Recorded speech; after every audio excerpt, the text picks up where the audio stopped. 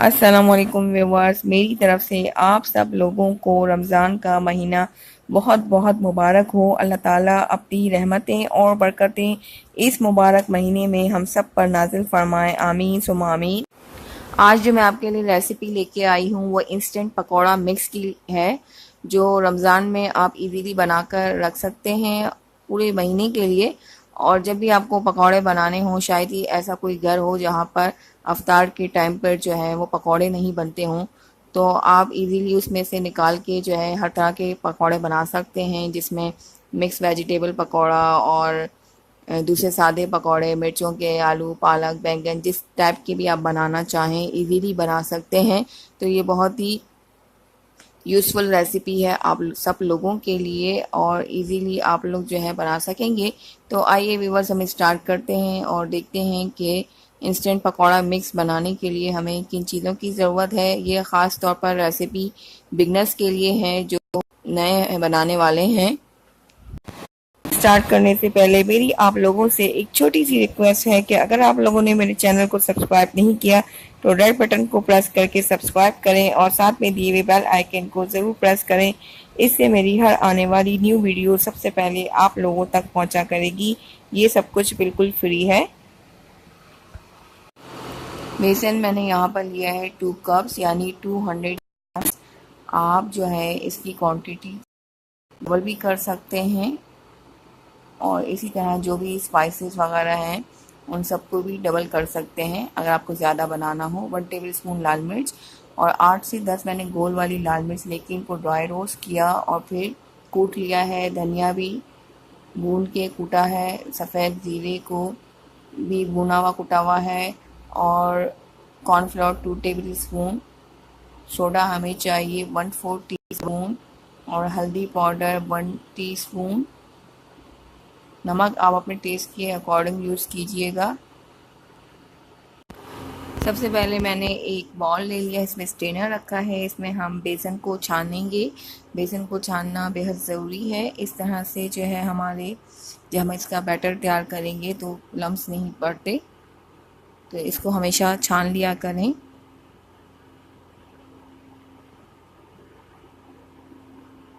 और ये बहुत ही इजी हो जाता है हमारे लिए कि जब हम ये इंस्टेंट मिक्स बना के रख लेते हैं पकौड़ों का, तो जब भी हमें रमज़ान में ज़रूरत होती है जल्दी से बस हम निकाल के इसको मिक्स करके बैटर बना लेते हैं। इसमें मैंने सॉल्ट अपने टेस्ट के अकॉर्डिंग यूज़ किया है, आप लोग अपने टेस्ट के हिसाब से डालें। और ज़ीरा भुना कुटा हुआ 1 टीस्पून,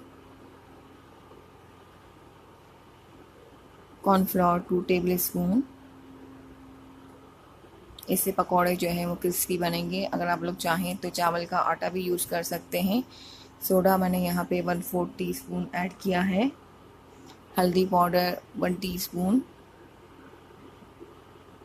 लाल मिर्च पाउडर 1 टेबल स्पून।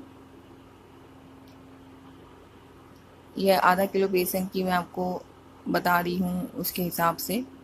और 8 से 10 मैंने ये गोल वाली लाल मिर्चें ली थी और उनको ड्राई रोस्ट करके उसके बाद मैंने मोटा मोटा कूट लिया था। और ये धनिया भी भुना हुआ कुटा हुआ है, ये मैं 2 टेबल स्पून इसमें ऐड कर रही हूँ।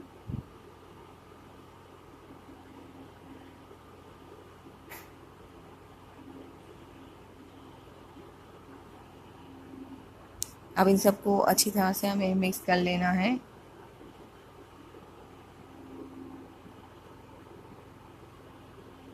और इसमें अगर आप लोग चाहें तो सूखा धनिया और पुदीना भी ऐड करके रख सकते हैं, अगर फ्रेश मिले तो फिर उसी टाइम पे डाल सकते हैं। इसको अच्छे से मिक्स कर लेंगे।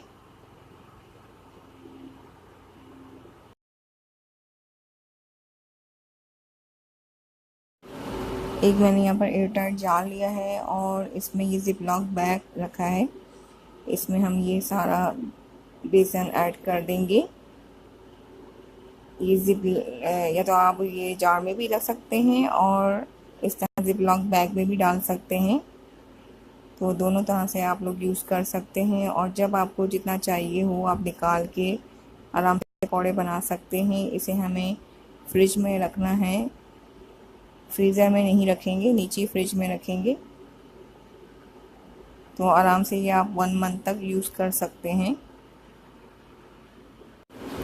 बस ये इस तरह से हम बंद कर देंगे और जब चाहें आप लोग इसमें से निकाल सकते हैं, लेकिन आप लोगों ने ख्याल रखना है कि इसमें गीला चमचा बिल्कुल भी नहीं लगाना। हमेशा जो है जब भी निकालें खुश्क चमचा से निकालें।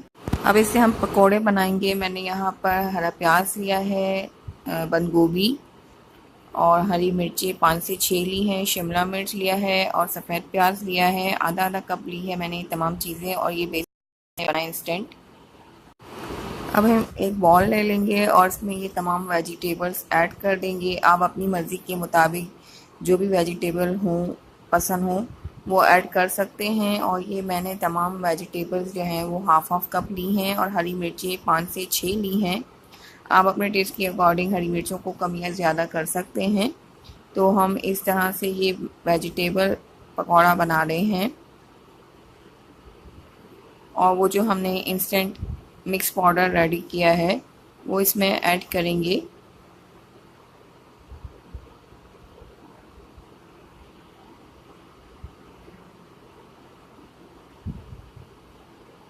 ये 3 से 4 बड़े चमचे मैं भी इसमें ऐड कर रही हूँ। अगर बाद में ज़रूरत होगी तो और भी ऐड कर देंगे।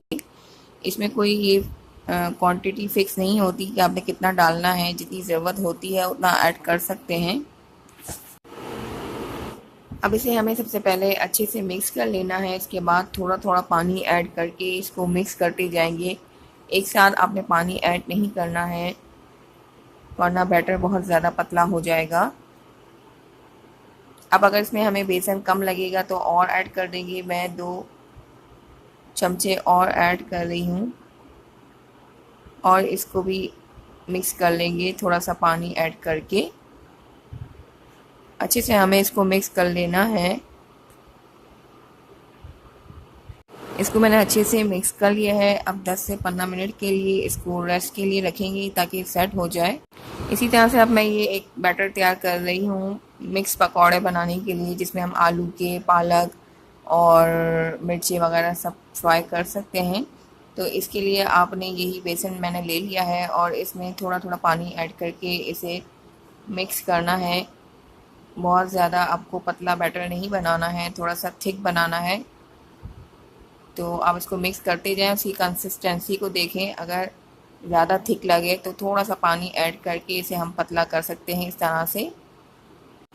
यहाँ पर मैंने जो है ऑयल मीडियम फ्लेम पे गर्म होने के लिए रख दिया था। ऑयल अच्छे से गर्म हो चुका है और इसमें एक एक पकौड़े जो है इस तरह से हम डालेंगे हाथ की मदद से। चमचे से आपने नहीं डालना है।